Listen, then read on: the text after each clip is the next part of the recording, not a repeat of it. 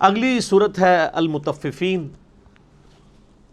اس میں یعنی سٹارٹ ہی میں ایک خاص اخلاقی برائی کا ذکر ہوا ہے جو اگلی قوموں میں جب ہوا کرتی تھی تو اللہ تعالیٰ ان قوموں کو ہی برباد کر دیا کرتا تھا، اور اس امت میں یہ بدرجہ عتم موجود ہے، لیکن دنیا میں اللہ تعالیٰ پکڑ نہیں فرما رہا، آخرت میں تو خیر چھوڑے گا نہیں. ویل للمطففین، بربادی ہے قیامت کے دن ایسے لوگوں کے لیے جو ناپ تول میں کمی کرتے ہیں. الذین اذا اکتالوا علی الناس یستوفون، جب وہ لوگوں سے ناپ کر لیتے ہیں تو پورا پورا لیتے ہیں. یہ بڑے سیانے نے اوتھے نہیں غلطی کھا دے، لوگوں سے لے رہے ہوتے ہیں تو پورا پورا لے رہے ہوتے ہیں. جیسے آپ دیکھ رہے ہوتے ہیں کہ ہمارے یعنی میڈیا کے اندر بھی آپ کو لوگ جب بحثیں کرتے نظر آئیں گے تو لگے گا کہ دنیا کے سب سے ایماندار لوگ وہی ہیں، اپنے حق کے لیے آواز جب بلند کر رہے ہوتے ہیں. جب دوسروں کو حق دینا پڑتا ہے تو آپ کو نظر آئے گا کہ خود بھی اسی بے ایمانی کا حصہ بنے ہوئے ہیں.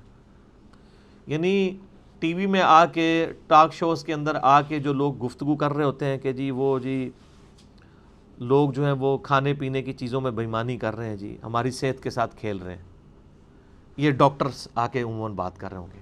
لیکن ڈاکٹرز جو کچھ کر رہے ہوں گے عوام کی صحت کے ساتھ وہ نہیں وہ بتا رہے ہوں گے. یعنی میرا تو بڑا ورسٹ ایکسپیرینس ہوا ہے.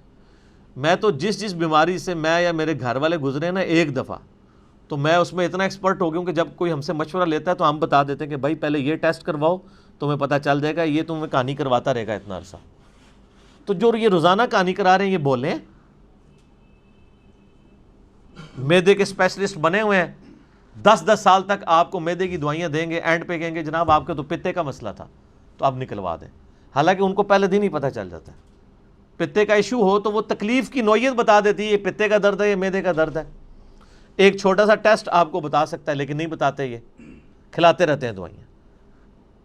اور ہم نے پھر ایکسپیرینس کیا، یعنی جب میری وائف کے ساتھ یہ ایشو ہوا تو جب ہم ہاسپٹل میں سی ایم ایچ کے اندر جب کروانے کے لیے گئے تو ہمیں تو خیر 2 یا 3 ہفتے میں ہی پتہ چل گیا تھا. وہاں تو لوگ آئے کوئی 4 سال سے، کوئی 5 سال سے، کوئی 6 سال سے میدے کی دوائیاں کھا رہا تھا.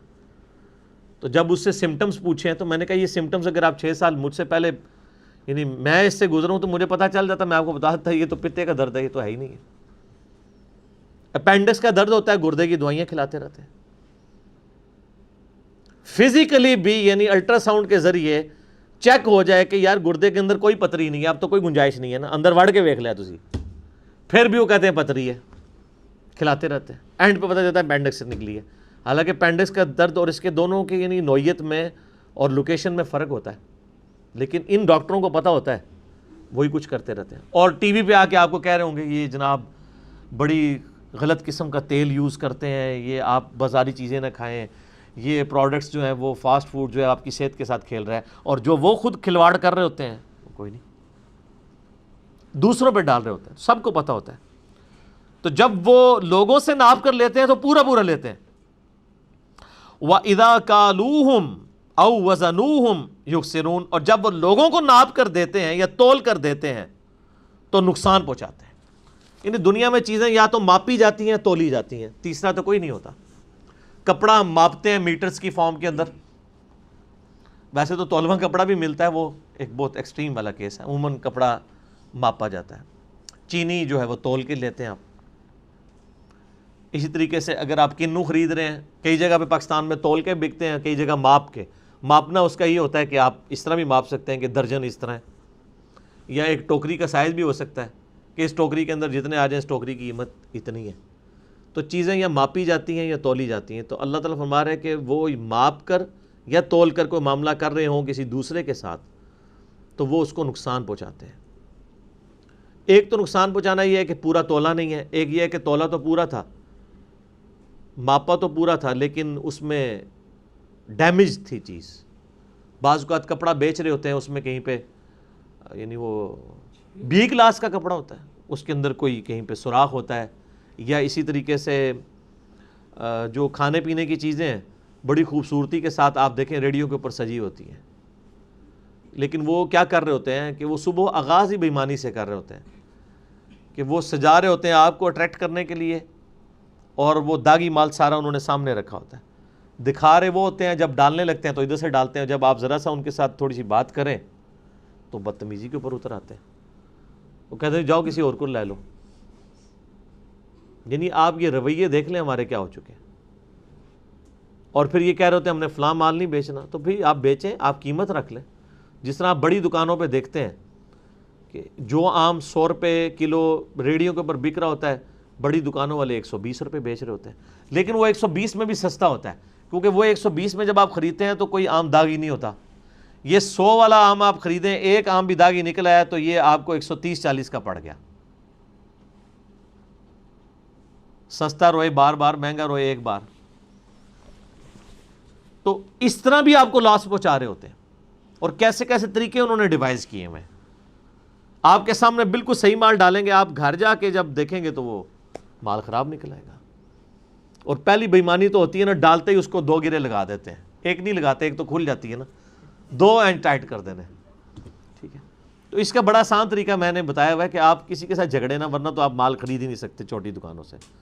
میرا تو اصول یہ ہے کہ میں جب کہیں فروٹ اس طرح چھوٹی دکان سے لینا پڑے، خدا نخواستہ، تو میں اس کو کہتا ہوں آپ اپنی مرضی سے ڈالو۔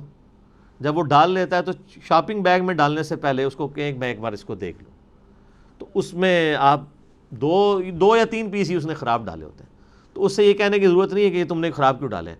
اس سے کہیں بھائی یہ دیکھیں غلطی سے اس میں 1 پیس اس طرح آ گیا، تو وہ بھی شرم کے مارے مان لے گا کہ غلطی سے آیا، کہ مجھے تو بڑا اچھا سمجھ رہا ہے یہ مال، وہ بھی اپنی ایمانداری چھپانے کے لیے یہ کر لے گا، اچھا سر یہ دوسرا یہ دیکھیں مجھے لگتا ہے کہ غلطی سے آ گیا، یہ آپ اس کو چینج کر دیں۔ لیکن اگر آپ پہلے ڈالتے ہوئے اسے ٹوکنا شروع کریں گے، وہ اسی وقت الٹ دے گا کہ جاؤ جی پھر تسی خرید بیٹھے۔ یا اگر وہ شاپنگ بیگ میں بھی ڈال رہا ہے تو آپ تسلی سے شاپنگ بیگ کو چیک کریں، اور جو 1-2 اچھے پیس ہیں ان کی تعریف کریں، جی بڑا زبردست آم آپ نے دیا ہے، لیکن یہ بیچ میں ایک غلطی سے شاید ڈل گیا، اس طرح کر کے۔ اور کوئی طریقہ نہیں ہے اس قوم کے ساتھ، اور یہ آپ کو یہ سب کانٹیننٹ میں کرنا پڑے گا۔ سر گورا جو ہے وہ اسٹریٹ فارورڈ ہے، وہ جو چیز دکھا رہا ہے آپ کو وہی چیز آپ کو دے گا۔ وہاں تو آپ امیجن ہی نہیں کر سکتے ایک دھوکے والا معاملہ، کیونکہ وہاں پھر دکانیں بند ہو جاتی ہیں، اس طرح والا معاملہ نہیں ہوتا کہ چلتا رہے۔ پھر بھی جنت میں آپ نہیں جانا ہے۔ ٹھیک ہے جی۔ الا یظن اولئک انہم مبعوثون، کیا اس نے اتنا بھی خیال نہیں کیا کہ اسے قیامت والے دن قبروں سے اٹھایا جائے گا؟ یعنی جسے اپنی موت اور قیامت کے دن کی جواب دہی یاد ہو، وہ اپنے ہاتھ کی جنبش ایسے ہی کر سکتا ہے؟ یا وہ تولتے ہوئے جو برتن کے نیچے کوئی میگنیٹ چپکا سکتا ہے کہ وہ وزن دیکھنے میں تو برابر نظر آ رہا ہے، لیکن بیسیکلی اس والے حصے کو پہلے ہی وزنی کیا ہوا ہے؟ ٹھیک ہے، تو اللہ تعالیٰ ہمارا جسے اپنے مرنے کا اور قیامت کے دن اٹھنے کا پتہ ہے، وہ تو کبھی سوچ بھی نہیں سکتا کہ ایسی حرکت کبھی کرے گا۔ یہ حقیقت بات ہے۔ اگر آپ گاڈ کانشیسنس ہے نا، آپ کو خوف خدا ہے، آپ کے لیے کوئی چیز اہمیت نہیں رکھتی ہے۔ میرے ساتھ کئی بار ایسا ہوا ہے کہ یعنی میں نے اگر 500 کا نوٹ دیا ہے تو واپسی میں کرتے ہوئے 1 یا 10 یا 20 کا نوٹ بیچ میں ایسا ڈال دیا ہے کہ اس کے اندر یعنی کوئی ڈیجٹ جو ہے وہ مس ہے، پھٹا ہوا ہے۔ ایسا ہو جاتا ہے نا بعض اوقات، اگر ڈیجٹ اس میں پھٹا ہوا ہو، ڈیجٹ والا پورشن، تو وہ آگے نوٹ نہیں چلتا۔ یا اگر اس میں جو محمد علی جناح کی تصویر ہے اس کے اوپر اگر کراس ہو یا اس پہ کوئی بال پوائنٹ کا نشان ہو، وہ نوٹ بھی آگے نہیں چلتا۔ تو جو مسلمان مجھے دے رہا تھا وہ یہ سوچ کے دے رہا تھا کہ یار مجھے بھی تو کسی نے دیا ہے تو میں بھی آگے دے دوں۔ اگر اس نے مرنا ہوتا، اس کو یقین ہوتا کہ میں نے مر کے اللہ کی بارگاہ میں پیش ہونا ہے، تو کیا یہ ایکسکیوز وہ خدا کو دے سکتا تھا کہ تمہیں اگر کسی نے دھوکہ دیا تو تم نے بھی آگے دھوکہ دینا ہے؟ تو ٹھیک ہے سر، پھر جس نے تمہیں دھوکہ دیا اسے بھی عذاب ہوگا اور تمہیں بھی ہوگا۔ تم یہ پھر نہیں کہو کہ چونکہ میرے ساتھ دھوکہ ہوا اس لیے میں نے آگے دھوکہ کیا ہے، اینڈ رزلٹ پھر دونوں کا ایک ہوگا۔ لیکن وہاں کہتے ہیں نہیں، میرے ساتھ کبھی بھی ایسا معاملہ ہوا، ایسا کوئی نوٹ آ جائے، اب ظاہر یاد نہیں رہتا، دن میں کئی ایک دفعہ خریداری کی ہوتی ہے، تو میں وہ نوٹ پھر پھاڑ دیتا ہوں کہ غلطی سے بھی کسی کے پاس نہ چلا جائے۔ میرے ساتھ تو ہونا تھا، ہو گیا، کئی بار 100 کا نوٹ بھی پھاڑا ہے، ایسا سمجھو کہ 10 سال ہی پھاڑے ہیں، کہ نہیں، وہ وسوسہ ہی ختم ہو جائے۔ دوسرا، میں نے اپنی زندگی میں ایک عادت بنائی ہے کئی سالوں سے، جب سے ہوش سنبھالی ہے 15-20 سال سے، کہ میں سب سے پہلے اپنا وہ نوٹ خرچ کرتا ہوں جو سب سے نیا نوٹ ہوتا ہے۔ یہ ہو ہی نہیں سکتا کہ میری جیب میں پرانا نوٹ ہو اور میں اسے پہلے خرچ کر دوں جبکہ نیا نوٹ موجود ہو۔ اس لیے اینڈ یہ ہوتا ہے کہ میری جیب میں نا پرانے نوٹ اکٹھے ہو جاتے ہیں، اس لیے کہ پرانا نوٹ ہے یا نیا نوٹ ہے، ورتھ تو اس کی سیم ہے، لیکن یہ ایک چھوٹا سا معاملہ ہے جو یہ چیز آپ کے اوپر عیاں کر دیتا ہے کہ کس شخص کو اللہ کے لیے کتنی کمٹمنٹ ہے، دنیا کے ساتھ اس کا شغف کتنا ہے۔ اینڈ رزلٹ تو وہی نکلنا ہے، چاہے 100 کا پرانا نوٹ ہے چاہے نیا نوٹ ہے، دونوں کی ورتھ تو برابر ہے نا۔ لیکن آپ دیکھیں کہ ہم کرتے کیا ہیں، کبھی آج سے پہلے آپ اپنے اوپر غور کیجئے گا اور دکانداروں کے اوپر بھی۔ ایون آپ کسی کو 1000 روپے کا نیا نوٹ بھی دے رہے ہیں، جب آپ کو بقایا دے گا نا تو وہ چن کے سب سے پرانے نوٹ آپ کو دے گا، اس کو یہ بھی شرم نہیں آئے گی کہ یار اس نے تو مجھے نیا نوٹ دیا تھا، میں کم از کم اس کو تو نئے نوٹ واپس کروں۔ یہ پستی کا چھوٹی سی مثال ہے، ایز اے نیشن ہم کس پستی کے شکار ہو چکے ہیں۔ مطلب ہم یہاں جتنے لوگ بیٹھے ہیں، ہمیں تو کم از کم نیت کر لینی چاہیے کہ آئندہ کے بعد ہم انشاءاللہ تعالی سب سے پہلے وہ نوٹ خرچ کریں گے جو سب سے صحیح فارم میں ہوگا۔ یہ ایک اثار کا موقع ہے، اور یہ اثار کے موقع آپ کسی وقت، اور یہ ہر ایک چیز کے اگینسٹ آپ کے لیے ثواب ہے۔ آپ مسجد میں گئے ہیں، باتھ روم میں لائن لگی ہوئی ہے، نماز میں بھی 10-15 منٹ باقی ہیں، تو آپ وہاں پہ بھی کسی کے لیے اثار کر سکتے ہیں۔ آپ پہلے کے کھڑے ہیں، باہر میں کوئی بزرگ شخصیت آ گئی ہے، تو اب آپ اپنا حق لینے کی کوشش نہ کریں کہ میں پہلے آیا ہوں۔ اگر آپ یعنی مینج کر سکتے ہیں تو آپ اس کو پہلے موقع دے دیں کہ وہ پہلے واش روم میں چلا جائے۔ چھوٹے چھوٹے موقع ہیں جن کے اوپر آپ اثار کر سکتے ہیں۔ لیکن یہاں کیا ہوتا ہے کہ لوگ اگر ٹرین کی ٹکٹ کے لیے لائن لگی ہوئی ہے نا، تو کوشش ہوتی ہے کہ کسی ایک کے ساتھ کوئی واقفیت نکال کے تو وہ لائن میں نہ لگنا پڑے، اور لوگ اس معاملے میں پرواہ بھی نہیں کرتے۔ تو میں تو بالکل لحاظ نہیں کرتا ہوں، اگر کوئی اس طرح داخل ہونے کی کوشش کرے تو شور ڈال دیتے ہیں کہ بھئی پیچھے جاؤ۔ لیکن آپ باہر کے ملکوں میں چلے جائیں، وہاں تصور ہی نہیں ہے کہ لائن توڑنی بھی ہے، یا اس طریقے سے کوئی بیچ میں گھس بھی سکتا ہے۔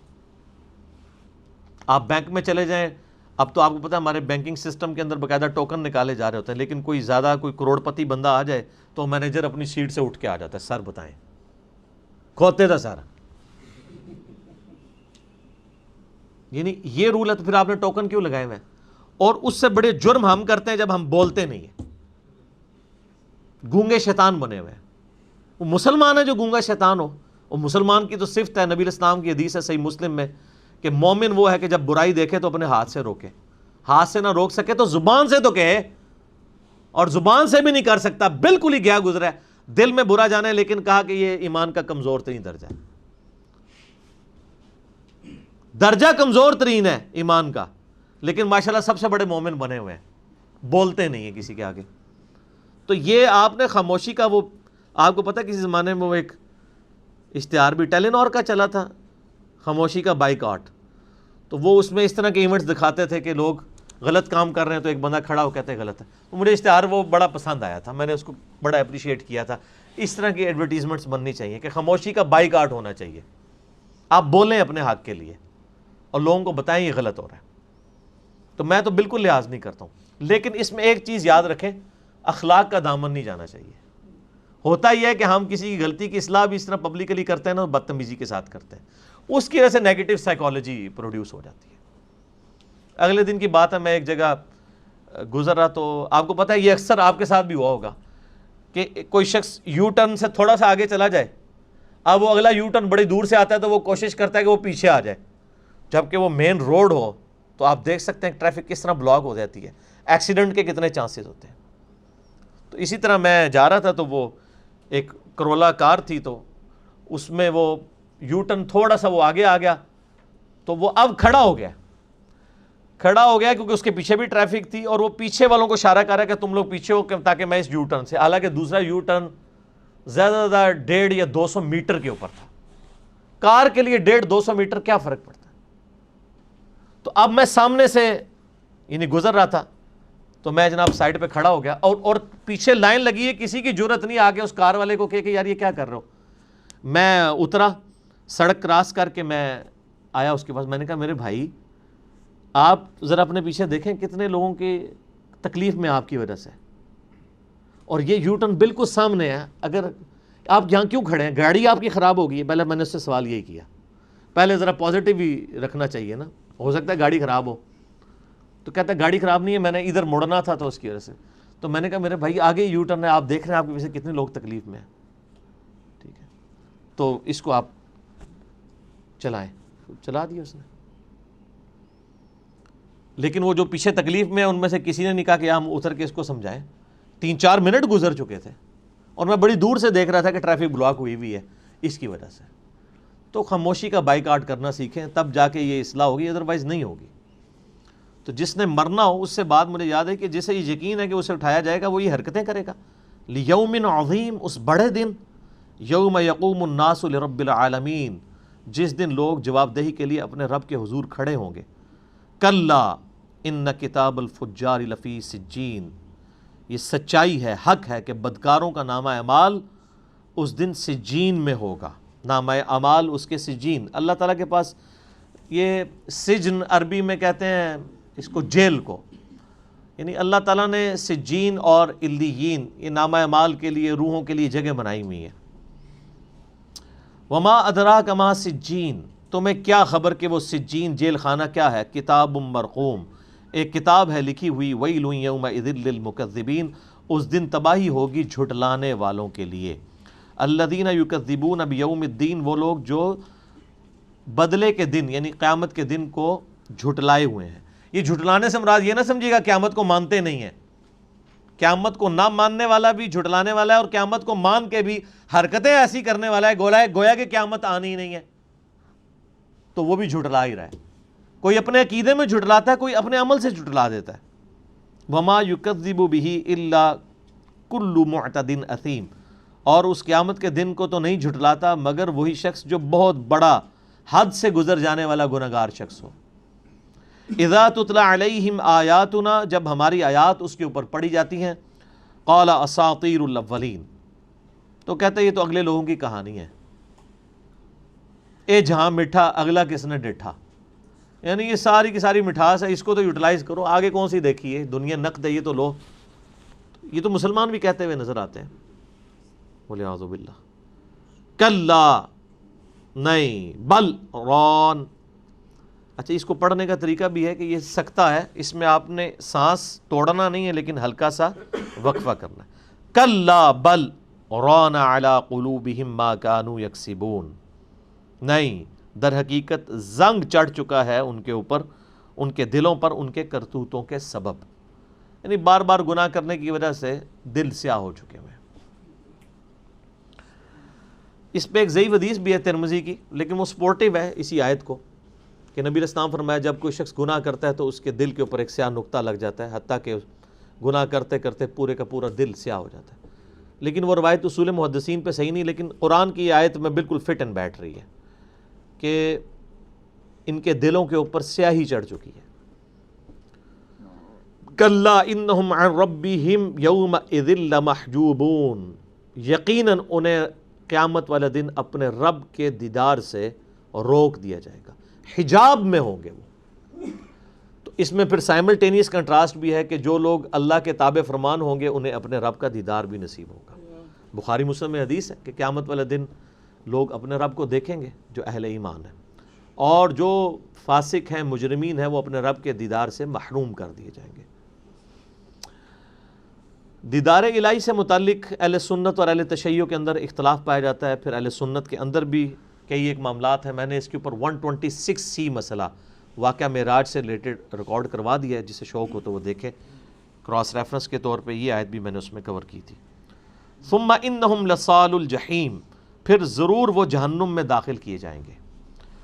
ثم یقال ھذا الذی کنتم بہ تکذبون، پھر ان سے کہا جائے گا یہ ہے وہ جہنم جسے تم دنیا میں جھٹلایا کرتے تھے. اب یہ دیکھ لیں اللہ تعالیٰ کی طرف سے ٹانٹ کی جائے گی، تانا دیا جائے گا. دنیا میں تو لوگ بڑی وہ جیداری کے ساتھ کہتے ہیں نا انشاءاللہ دیکھی جائے گی جی، کوئی مسئلہ نہیں ہے جی. تو اللہ تعالیٰ آئے گا دنیا میں جو جھٹلاتے تھے اور ہلکا جس عذاب کو سمجھتے تھے، یہ ہے وہ جہنم، آ گئی نا سامنے. کلا ان کتاب الابرار لفی علیین، اب سائملٹینیس کنٹراسٹ ہے. یہ بھی حق ہے کہ نیکوکاروں کا صحیفہ، ان کا نامہ اعمال علیین میں ہوگا، یعنی اونچی بابرکت جگہوں میں. وما ادراک ما علیون، اور تمہیں کیا خبر کہ وہ علیین کیا ہے، علیون کیا ہے، کتاب مرقوم، وہ ایک کتاب ہے لکھی ہوئی، یشہدہ المقربون،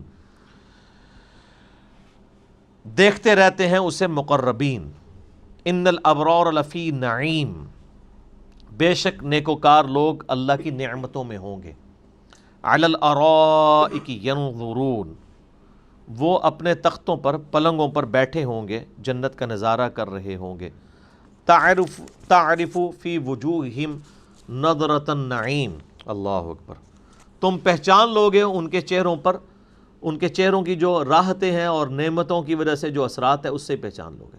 دنیا کے اندر بھی ظاہر ہے کہ جو نعمتوں میں پلے ہوئے لوگ ہوتے ہیں ان کے چہرے بتا رہے ہوتے ہیں، اور جو بیچارے مزدور پیشہ لوگ ہیں ان کے چہرے بتا رہے ہوتے ہیں۔ اسی میں کہتا ہوں یہ جتنے بزرگ ہیں نا آپ کو نورانی چہروں والے، ان کو ذرا ایک مہینے کے لیے روڈ کے اوپر مزدوری کروائیں تو ساری روحانیت ان کی باہر آ جائے گی۔ صحیح بات ہے۔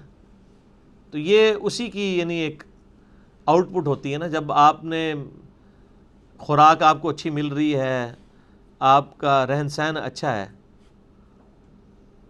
تو اس سے بڑا فرق پڑتا ہے۔ یعنی میں اپنی یعنی ایج فیلو لوگ دیکھتا ہوں تو وہ تو لگتا ہے بوڑھے ہو چکے ہیں، صرف لیونگ سٹینڈرڈ کے فرق کی وجہ سے۔ سر یہ دنیا میں اللہ نے کتنی مثالیں آپ کو دکھا دی ہیں، اور آخرت میں اللہ طرف ہمارا کہ جو نعمتوں میں ہوں گے وہ چہرے بول رہے ہوں گے ان کے، کہ وہ اللہ تعالیٰ نے ان کو جو دولتیں اور نعمتیں اور آرائشیں عطا فرمائی ہوں گی۔ یسقون من رحیق مختوم، انہیں پلائی جائے گی خالص شراب جس کے اوپر مہر لگی ہوئی ہوگی، ختامہ مسک، کستوری کی مہر، وفی ذالک فلیتنافس المتنافسون، اور وہ اس کے لیے سبقت لے جانے کی کوشش کریں گے، سبقت لے جانے والے، یعنی ایک دوسرے سے وہ چھینا جھپٹی کریں گے لیکن لڑائی کی فارم میں نہیں، انجوائے کرتے ہوئے۔ وہ خاص شراب ہے، سورہ دہر میں بھی ذکر آیا کہ اس کی وجہ سے کوئی نشہ بھی نہیں آئے گا، اللہ تعالیٰ کی ایک خاص نعمت ہے جو قیامت والے دن جنت میں جب جنتی پہنچیں گے تو ان کو وہ پلائی جائے گی۔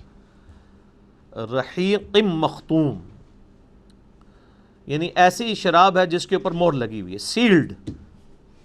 یہی وہ لفظ ہے جس سے اس کتاب کا نام رکھا گیا جو سیرت نبوی صلی اللہ علیہ وآلہ وسلم پر ٹاپ آف دا لسٹ بک دنیا میں مانی جاتی ہے، جسے شاہ فیصل ایوارڈ بھی ملا سعودیہ کی طرف سے۔ ایک انڈیا کے اہل حدیث عالم تھے صفی الرحمن مبارک پوری رحمہ اللہ تعالی، فوت ہو چکے ہیں، انہوں نے کتاب لکھی تھی الرحیق المختوم۔ تو وہ نبی علیہ السلام کی مبارک سیرت کے اوپر کتاب لکھی تو اس کا نام انہوں نے اس جگہ سے اخذ کیا تھا۔ وَمِزَاجُهُ مِن تسنین، اور اس میں تسنیم کی آمیزش بھی ہوگی۔ وہ تسنیم کیا ہے؟ عَيْنًا يَشْرَبُ بِهَا الْمُقَرَّبُونَ، وہ چشمہ ہے جس سے صرف اللہ کے مقرب بندے پئیں گے، یعنی جنت کا ایک چشمہ ہے وہ بھی اس کے اندر مکس ہوگا۔ اب جنت کی نعمتوں پہ تو آپ گھنٹوں بول سکتے ہیں۔ مشکات المصابیح کی 30 جلد میں بخاری، مسلم اور کئی اور کتابوں سے آپ کو جنت کی نعمتوں کے اوپر ساری احادیث کمبائنڈ فارم میں مل جائیں گی، وہ آپ پڑھ کے دیکھیں تو جنت کے لیے انسان کے دل میں شغف پیدا ہوتا ہے۔ ان الذین اجرموا کانوا من الذین آمنوا یضحکون، جو لوگ جرم کرنے والے تھے، مجرم، وہ دنیا کی زندگی میں اہل ایمان پر ہنسا کرتے تھے جب ان کے قریب سے گزرتے تھے۔ وَإِذَا مَرُّوا بِهِمْ يَتَغَامَزُونَ، جب ان کے پاس سے گزرتے تو ان کو آنکھیں مارتے تھے، ان کی طرف اشارہ کرتے تھے۔ یہاں پہ بھی لوگ جو دیندار لوگ ہیں ان کے اوپر پھپتیاں کستے ہیں۔ بالکل واضح تو ہمارے ملک کے اندر ذرا مشکل ہو جاتا ہے، لیکن اشارے ضرور، اشارے کے نائے میں ضرور بات ہوتی ہے۔ جو بندہ دیندار ہو تو لوگ اس کی طرف اشارہ کرتے ہیں، اس نے تو جوانی میں روگ لگا لی ہے، یہ تو بڑا فینیٹک ہو چکا ہے، یہ بڑا آرتھوڈاکس ہے، بڑا فنڈامنٹلسٹ ہے۔ تو اللہ فرماتا ہے دنیا میں جو مجرم لوگ ہیں نا، وہ اہل ایمان جو پریکٹسنگ تھے، اللہ کو اوبے کرنے والے تھے، ان کے اوپر پھپتیاں کستے تھے، اپنے آنکھوں کے اشارے کرتے تھے، ان کو بڑا ہلکا جانتے تھے، اور جب ان کے پاس سے گزرتے تھے انہیں آنکھیں بھی مارتے تھے۔ وَإِذَا انْقَلَبُوا إِلَىٰ أَهْلِهِمُ انْقَلَبُوا فَكِهِينَ، اور جب وہ اپنے اہل خانہ کی طرف لوٹتے تھے تو دل لگیاں کرتے واپس آتے تھے، یعنی اپنے گھر والوں سے بھی ڈسکشن کرتے تھے، یار وہ آج فلانا مولوی ٹکر گیا اور یہ ہو گیا وہ ہو گیا۔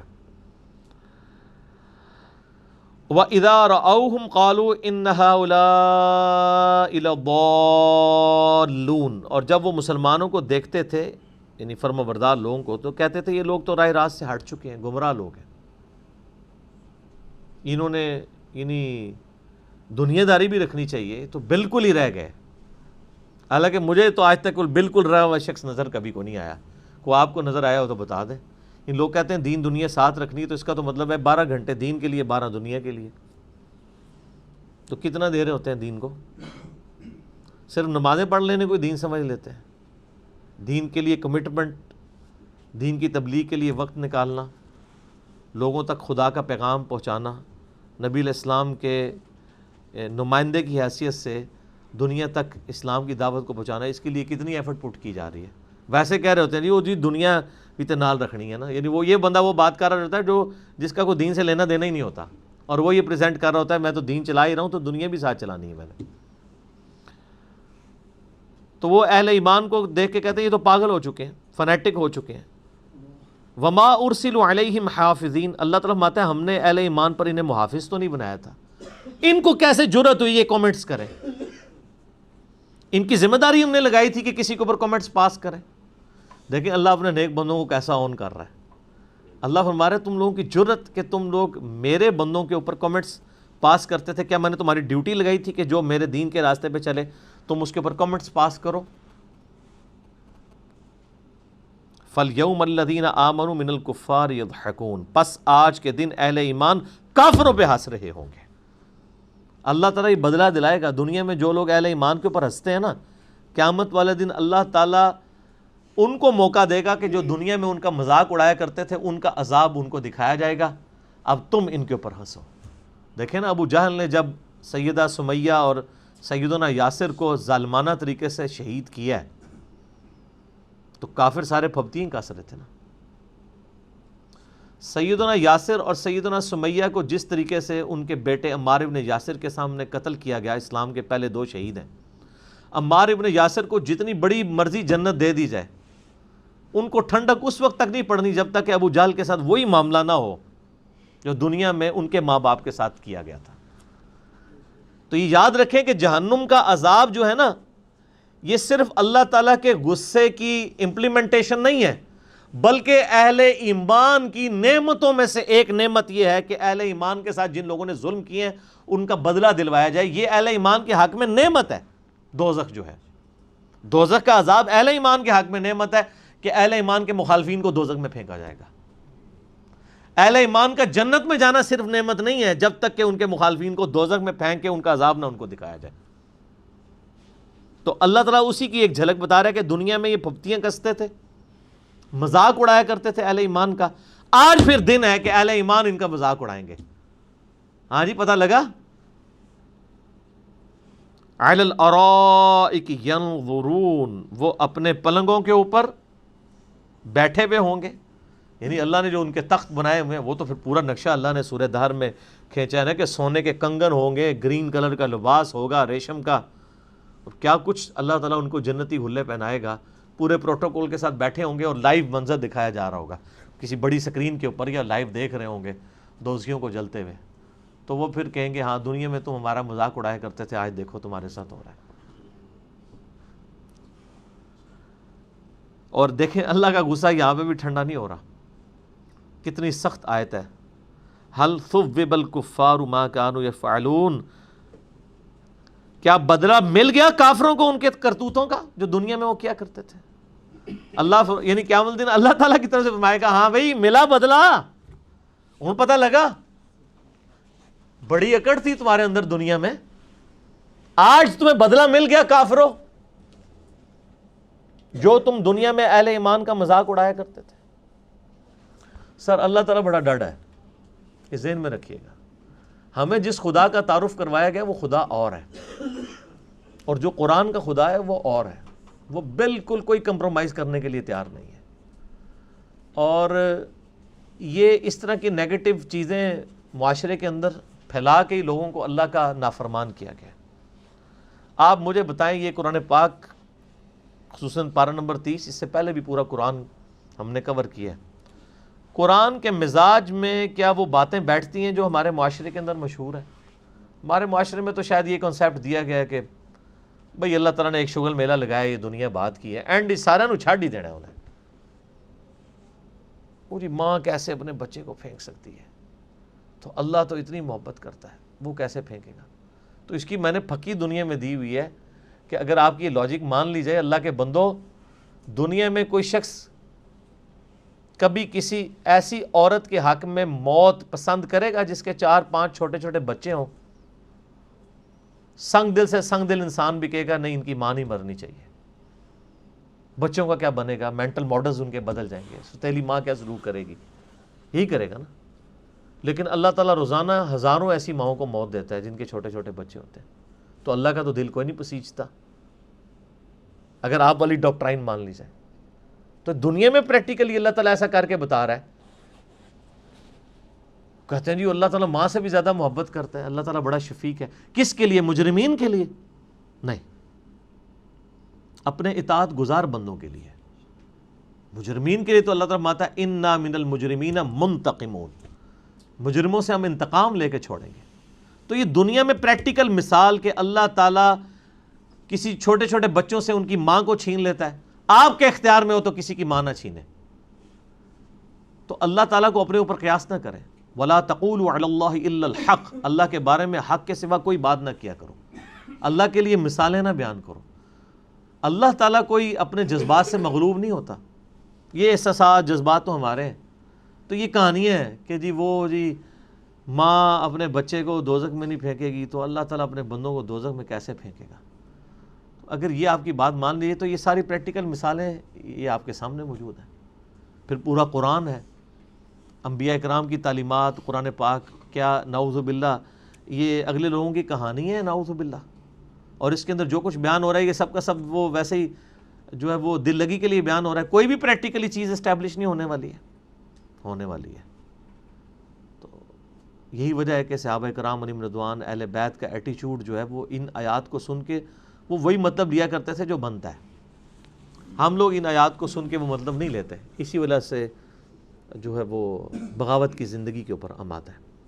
اللہ تعالیٰ سے دعا ہے جو حق بات میں نے کہی اللہ تعالیٰ ہمارے دلوں میں راسخ فرمائے، اگر جذبات میں میرے منہ سے کوئی غلط بات نکل گئی اللہ تعالیٰ ہمارے دلوں سے ہی معاف کر دے۔ ہمیں کتاب و سنت کی تعلیمات پر عمل کر کے دوسرے بھائیوں تک پہنچانے کی توفیق عطا فرمائے۔ اللہم صلی علی محمد وعلی آل محمد کما صلیت علی ابراہیم وعلی آل ابراہیم انک حمید مجید۔ اللہم بارک علی محمد وعلی آل محمد کما بارکت علی ابراہیم وعلی آل ابراہیم انک حمید مجید۔ سبحانک اللہم وبحمدک اشہد ان لا الہ الا انت استغفرک واتوب الیک وما علینا الا البلاغ المبین۔ جزاکم اللہ خیرا۔